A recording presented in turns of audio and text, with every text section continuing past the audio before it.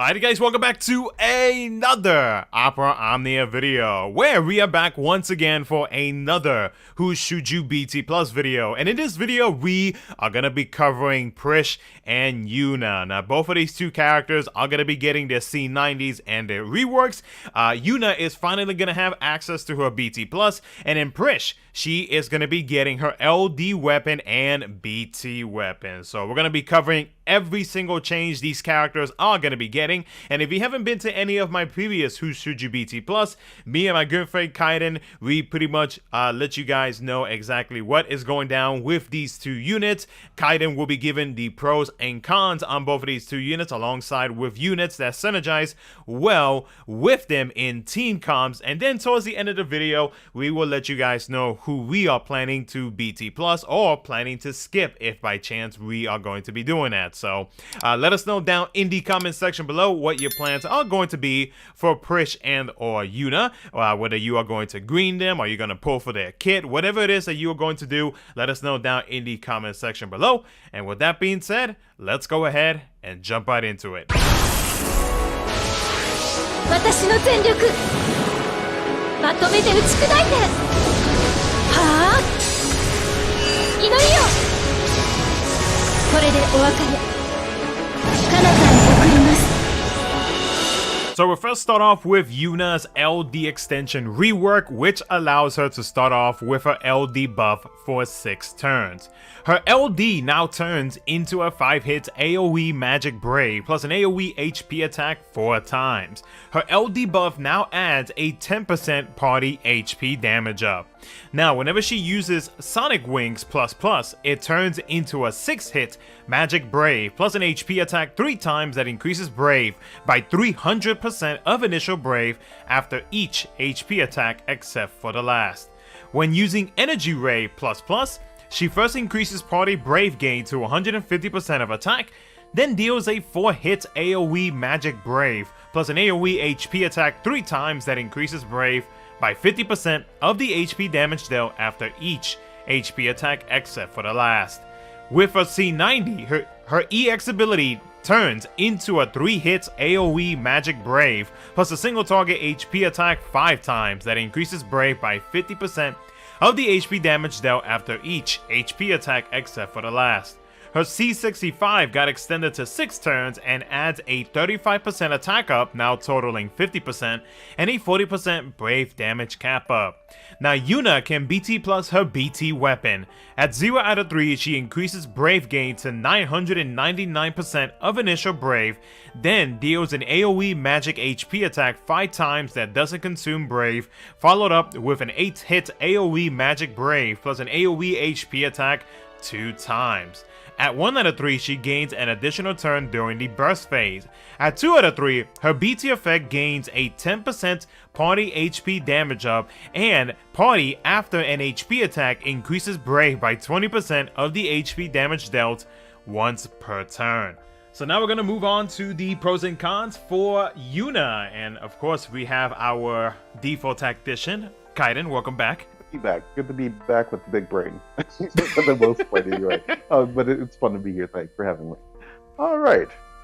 So first things first, we're going to be talking about Yuna here. I think that Yuna, as already been stated from before, with Lost giving everybody information, I think that she is a fantastic unit, and we're going to start off with one of the major pros about her. She is a fantastic aura bot. When she has her BT effect active, even without her BT effect, she still has some fairly decent auras without her BT effect, where her BT effect is where everything really comes into play. It's really that good.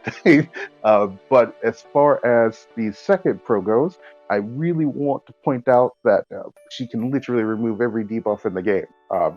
If like for anybody who's new or just starting, if you're going to be picking her up right now, now is a great time to pick up a support who can pretty much protect your team from any debuff.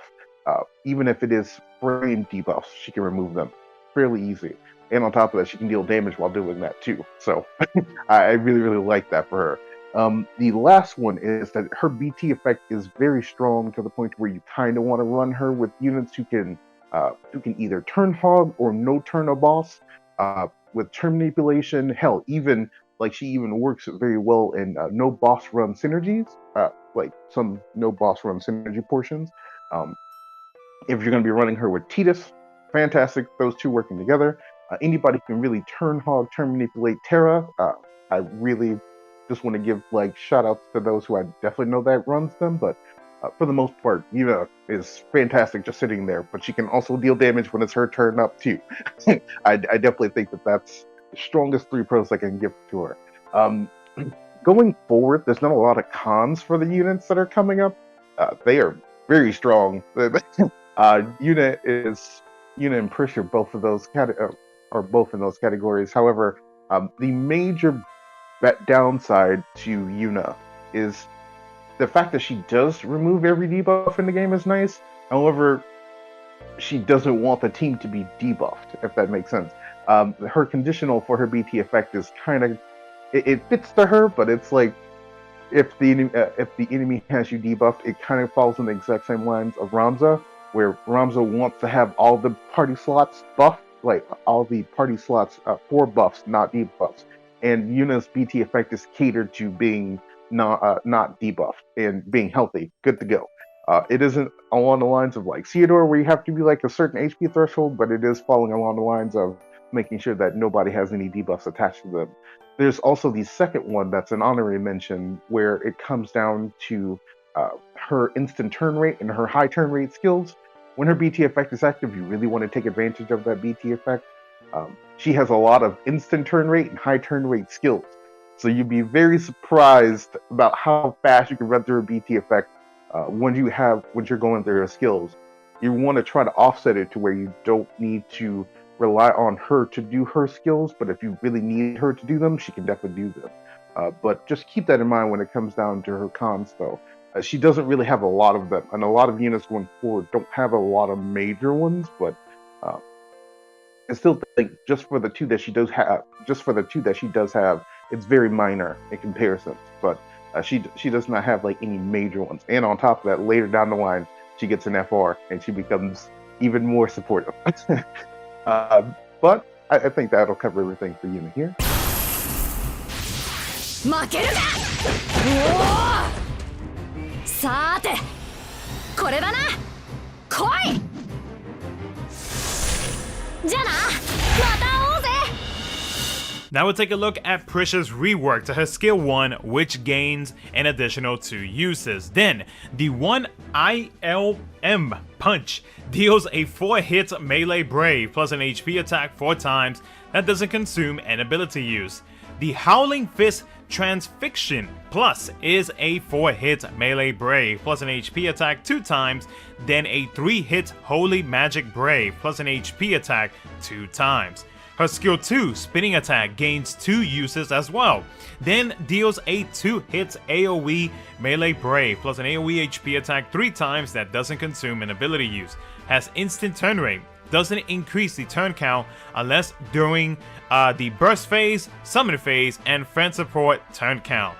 Now the Howling Fist Fusion Plus is a 3-hit Melee Brave plus an HP attack, then deals a 3-hit Fire Holy Magic Brave plus an HP attack. Then it reverts back to the Backhand Blow Detonation, or the plus version of it.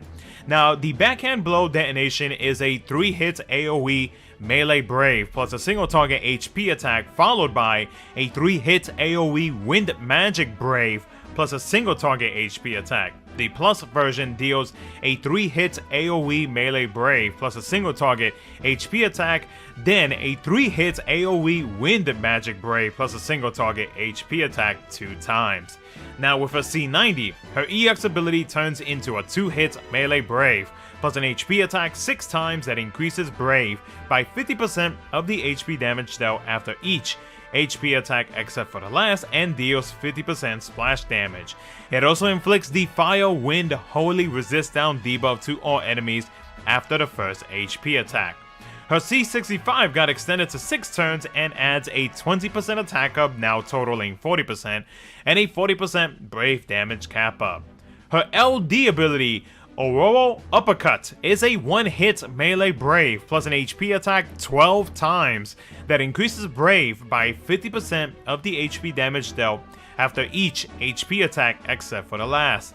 She grants the 100 Fist buff for 6 turns. Now that buff provides Prishe with a 20% stolen max brave overflow up, a 50% brave damage up, a 40% HP damage up, a 10% attack up, and when dealing a brave hit, she deals an additional brave hit by 100% of the brave damage dealt. So take example, her LD ability, which will deal a total of 12 brave hits. As long as you have this buff active, when you are using her LD ability, it will actually total out to be 24 brave hits. So you are dealing 2 brave hits per HP dump that is in her LD ability. Now, with Prishe's BT finisher at base level is a 10-hit melee brave plus an HP attack 2 times, and it grants the Dawn BT effect for 10 turns. At 0 out of 3, it turns her BT finisher into a 12-hit melee brave plus an HP attack 2 times. At 1 out of 3, she gains an additional turn during the BT phase. At 2 out of 3, her BT effect provides the following, and this does include what she gets at base level BT effect, and also what you get whenever you 2, 3, or fully max out her BT weapon. So the party gains the ability to deal an additional brave hit per brave hit.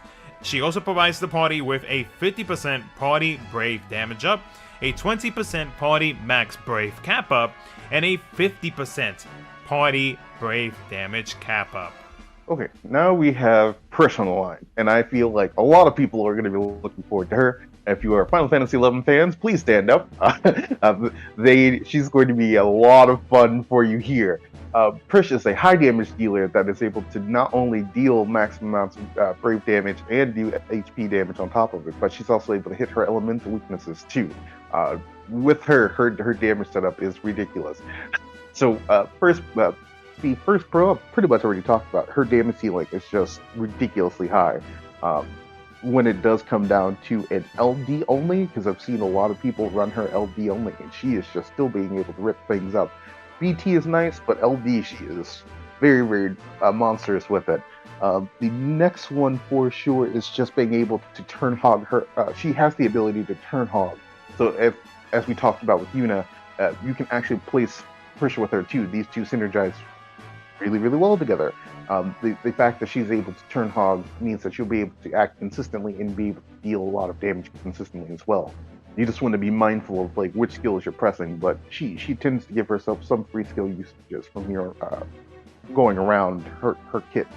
But the last one for sure, her HP scaling or her HP damage scaling is ridiculously high. If you actually slap a Leo call on top of her or just have Leo with her, those two would be the most probably a deadly combo of all time because of the double brave damage coming from her, and on top of that, the double HP damage coming from Leo.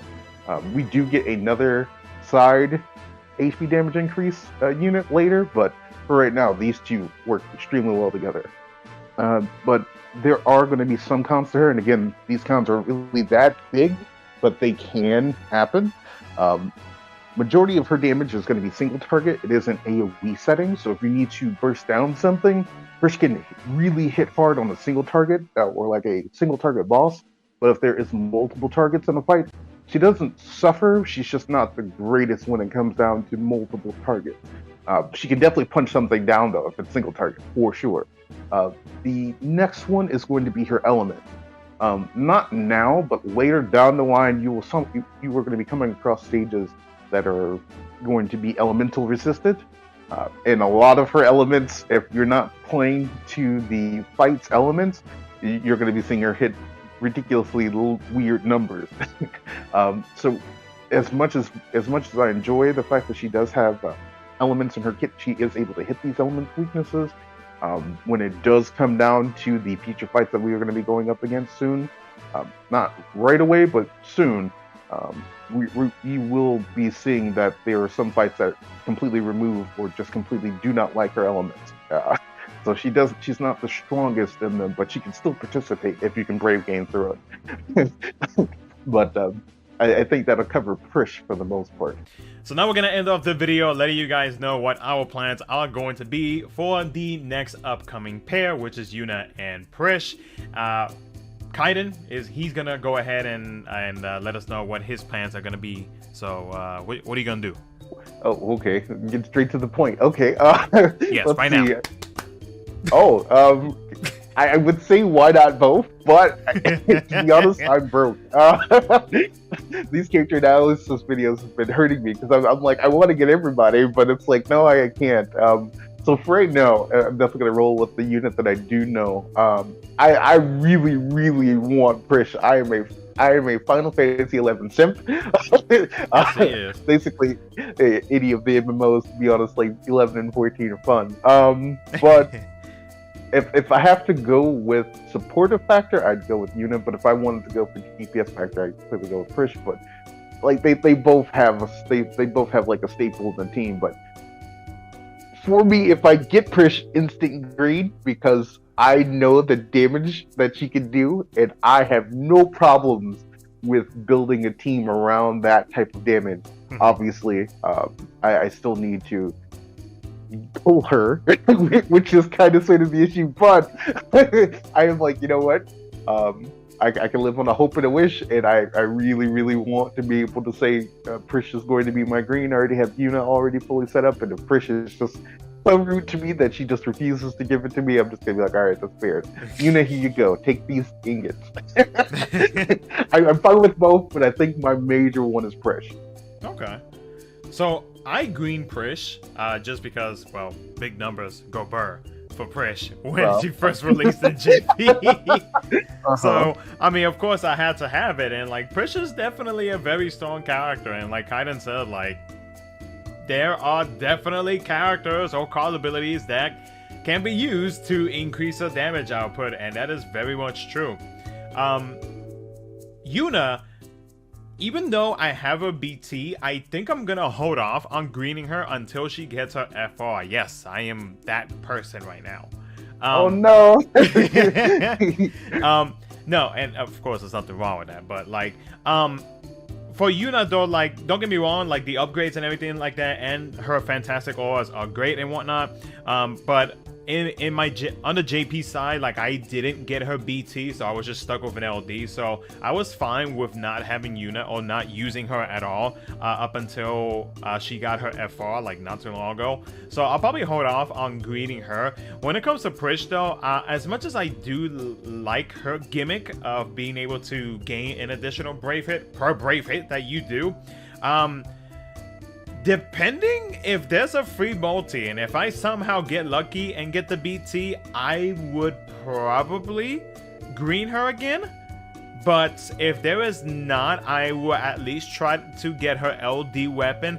It's not that I'm not saying that she's like bad or anything like that, but like, I don't know, like I guess I had way too much fun with her in the JP side. I kind of lost interest. Oh my god, he's so you're saying right now for the global audience that you've played with her and you played with her so much in JP that you're experiencing global, you're just like, I just want to switch it up. Like I've already beaten things to death in JP. I just want to do it global. Is that what's happening here? Pretty much. You're here to hear, folks. He's trying to keep it different. He's trying to keep it fresh. You got to keep it new.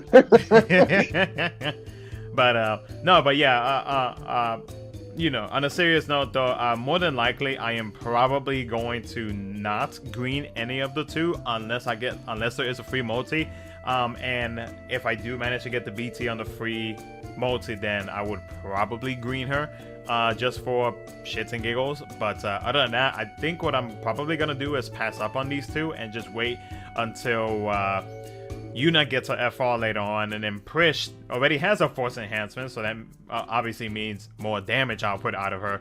But I think I'm probably going to wait until her FR whenever they do decide to release it, because then something tells me they're probably gonna give her another rework, but you know, don't quote me on that. And I will probably max her out on global whenever she gets that at some point. So I think that's gonna be my plan for this pair. Well, I still think like it needs to be mentioned, as Law said earlier. These two are not bad pickups in the slightest bit. If you're lacking a DPS, Prishe will be able to provide a very, very strong DPS foundation for you, provided that you build a team that can definitely allow her to hit higher. Yeah. She has very, very high HP cap already, or just high HP damage scaling already. Yep. But that scaling can be modified even more if you actually use the correct calls and the right team count. Like if you do not have a support and you're just starting up the game, brand new, relatively fresh, Yuna is an easy one to pick up because she has a lot going on in her kit. And on top of that, you really only need to press like 2 buttons. And that's going to be either her HP command or her LD command if you have debuffs. You can definitely use her Asuna and Cheer. Like I definitely would use those too, but like Yuna is one of those units that is really strong, and if veterans already have her, even better. But if newer players come in, she can easily handle a lot of the fights that you guys are going to be going up against. It's the exact same way Prishe is. Being able to imperil her own elements, she's always going to be able to strike she's always going to be able to strike and hit weakness. But I still think I still think even with Yuna getting FR boards later, she gets FR boards and her FR later, and Prishe getting just FR enhancements. I don't think they're trying to hand her an FR right now because she already has hands on her. So they try to give her hands and cannons. Yeah, no, I don't think they're trying to do that. But we'll see. But for the most part, the feature is it's a little bit brighter for Yuna, but like when it does come down to it, it's how you play the characters and how you use them. Anybody can really be helpful in a team comp, but you definitely want to play to the team comp strengths and the FR strength, because going forward, you have to be mindful of what FRs you're using, and you want to be able to build them to maximize damage. And Prishe likes to deal damage. Help her hit big numbers. So. But yeah, with that being said though, guys, let us know down in the comment section below what your plans are going to be for this pair of BT units. If you're going to be greening them, or you're going to pass up on them, pulling them, whatever it is that you are going to do, let us know down in the comment section below. Make sure to check out Kaiden's channel. That link will be down in the description of this video. And of course, a big thanks for coming back for another episode of Who Should You BT Plus. Why'd you get weird? Like, what was that weird? Because it wouldn't be content if it wasn't weird.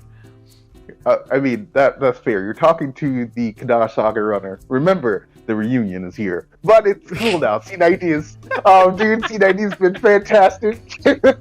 Oh, man. But... Oh, okay. Well, until next time. Take care, guys. And we'll catch you guys in the next one. See ya.